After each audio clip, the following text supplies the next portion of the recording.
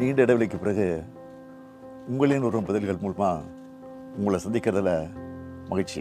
ஆரம்பிக்கலாமா?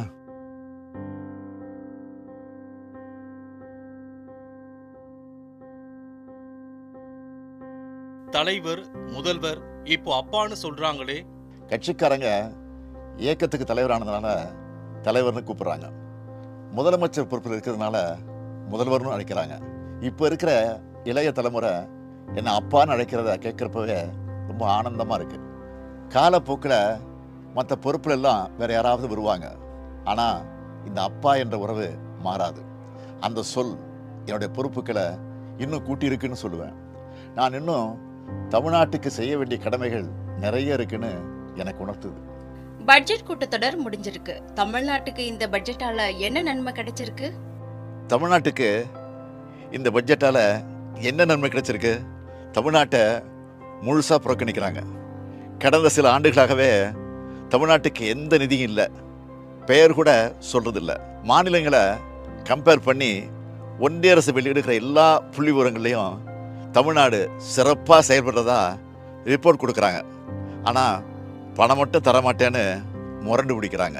மாநில அரசோட நிதியை வச்ச திட்டங்களை பண்ணுன்னு சொல்கிறாங்க. மாநில அரசோட நிதியை வச்சு நாம் பல திட்டங்களை செஞ்சுட்டு இருந்தாலும் ஒன்றிய அரசோட நிதி பங்களிப்பு கிடைச்சாதானே இன்னும் சிறப்பாக செயல்பட முடியும். நம்ம பசங்க படிக்கிறதுக்கான நிதியை கூட கொடுக்க மாட்டாங்கன்னா என்ன அர்த்தம்? ஏற்கனவே கொடுத்துட்டு இருந்த நிதியையும் கொடுக்காம நிறுத்தினா என்ன பண்ணுறது? இப்படி ஒன்றிய அரசு தொடர்ந்து நம்மளை வஞ்சித்து கொண்டே இருக்கு. நாமும் தொடர்ந்து போராடிக்கிட்டே இருக்கிறோம். இதில் நம்மளோட உரிமையை கேட்கிறதையே அற்ப சிந்தனைன்னு ஒன்றிய அமைச்சர் சொல்கிறாரு. ஒன்றிய அரசில் இருக்கிறவங்களுக்கு மனசாட்சின்னு ஒன்று இருக்கான்னு கேட்க தோணுது. கல்வி, குறிப்பாக பெண்களுக்கான கல்வி குறித்து தொடர்ச்சியாக பேசுகிறீங்க, நிறைய திட்டங்களையும் அறிவிக்கிறீங்க. இந்த 4 வருஷத்தில் என்ன மாற்றத்தை உணர்ந்திருக்கிறீங்க? நாம் ஆட்சி பொறுப்புக்கு வந்ததுலேருந்து கல்விக்காக நிறைய பண்ணிக்கிட்டு இருக்கிறோம். கல்விதான் யாராலும் திருட முடியாத சொத்து. ஒருத்தரோட கல்வி அவருடைய தலைமுறையை முன்னேற்றிடும்னு தொடர்ந்து மாணவர்கிட்ட நான் சொல்லிக்கிட்டே இருக்கிறேன். அதனால தான் காலை உணவு திட்டம், இல்லம் தேடி கல்வி, எண்ணும் எழுத்தும், நான் முதல்வன், புதுமை பெண், தமிழ் புதல்வன்னு நிறைய திட்டங்களை செய்கிறோம். குறிப்பாக பெண்களுக்கு கல்வி அறிவு கிடைக்கணும்னு ஏராளமான திட்டங்களை செஞ்சுக்கிட்டு இருக்கிறோம். இதனால் ஏராளமானவங்க பயனடைஞ்சிக்கிட்டு இருக்காங்க. பயனடைஞ்ச பல பேர் பேசுகிற வீடியோக்களை நீங்களே கூட பார்த்துருப்பீங்க. இந்த திட்டங்களால் முன்னேறினவங்க எனக்கு கடிதம் எழுதுகிறாங்க. அதே போல் நான் கொடுக்குற அப்பாயின்மெண்ட் ஆர்டர் பெரும்பாலும் பெண்களுக்கானதாக இருக்கிறத பார்த்து நான் பெருமை அடைகிறேன். கல்விக்காக இன்னும் நிறைய செய்யணும்னு நினைக்கிறேன். கூட்டணி கட்சிகளின் கருத்துக்களை எப்படி பார்க்குறீங்க? முரண்கள் இருக்கா? கூட்டணி கட்சிகளின் கருத்துக்களை நான் ஆலோசனையாக தான் பார்க்குறேன், முரண்பாடாக நினைக்கிறது இல்லை. ஒரு குடும்பத்தில் வேலை செய்கிற ஆஃபீஸில் எல்லா இடத்துலையும் கருத்து வேறுபாடுகள் இருக்கத்தான் செய்யும். கருத்து சொல்வது ஜனநாயக பூர்வமான உறவின் அடையாளம்தான். 2019 ஒன்றா சேர்ந்து தேர்தல் களத்தை சந்திச்சுட்டு வரோம். பாஜக எதிர்த்து வெற்றி பெறுவதில் இந்தியாவுக்கே எடுத்துக்காட்டாக இருக்கிறது திமுக தலைமையிலான கூட்டணி தான். கருத்து முரண்பாடுகளால் எங்கள் நட்புறவில் எந்த பாதிப்பும் இல்லை. டெல்லி முடிவுகள் இந்தியா கூட்டணிக்கு சம்மட்டி அடின்னு எதிர்க்கட்சி தலைவர் பழனிசாமி சொல்லியிருக்காரு. நான் ஏற்கனவே சொன்னது தான். பழனிசாமியோட அறிக்கையை பார்த்தா பாஜகவோட அறிக்கைகள் மாதிரி தான் இருக்கும். அவருடைய வாய்ஸே பாஜகவின் டப்பிங் வாய்ஸ் தான். நாம் கள்ளக்கூட்டணி சொல்கிறத நிரூபிக்கிறார் பழனிசாமி, அவ்வளவுதான். இதெல்லாம் பேசுறதுக்கு முன்னாடி அவர் தன்னோட தோல்விகளை பற்றி யோசிச்சு பார்க்கணும். பெண்களுக்கு எதிரான பாலியல் குற்றங்கள் சம்பந்தமா நிறைய செய்திகள் இப்பெல்லாம் வருதே. பெண்களுக்கு எதிரான குற்றங்களில் நம்ம உடனடியாக ஆக்ஷன் எடுக்கிறோம். தவறு செய்கிறவங்க யாராக இருந்தாலும் கைது செய்கிறோம். பாலியல் குற்றங்களுக்கு இன்னும் கடுமையான தண்டனைகளை வழங்குவதற்கு சட்டமன்றத்தில் நானே சட்டம் கொண்டு வந்திருக்கிறேன். சிறப்பு நீதிமன்றங்களை கொண்டு வந்திருக்கிறோம்.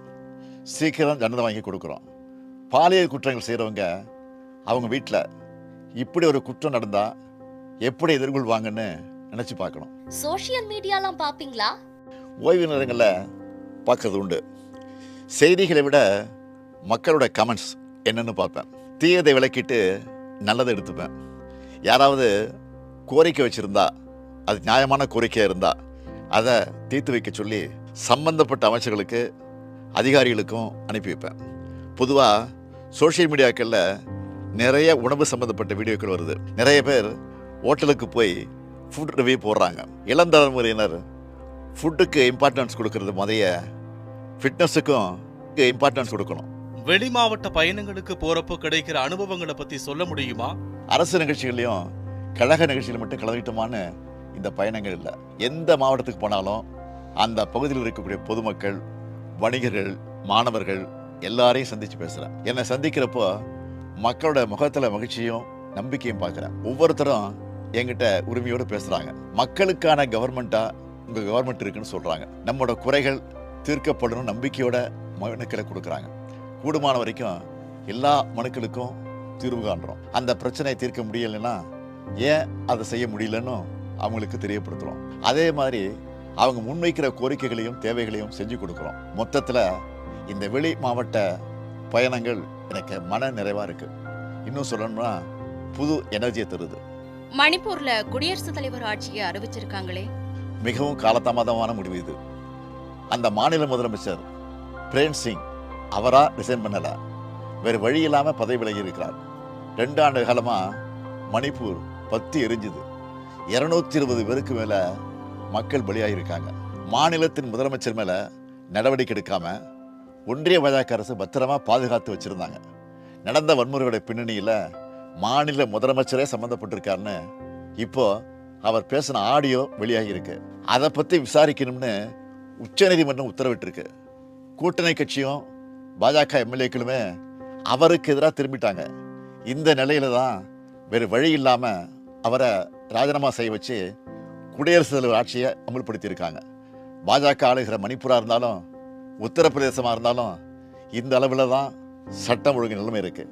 இந்த லட்சணத்தில் இவங்க அடுத்த மாநிலத்தை பற்றி கூச்சம் இல்லாமல் பேசுகிறாங்க. நம்மளை பொறுத்த வரைக்கும் மணிப்பூரில் விரைவில் அமைதி திரும்பணும். மக்களை காக்கிற, மக்கள் விரும்புகிற மக்கள் ஆட்சி அமையணும்.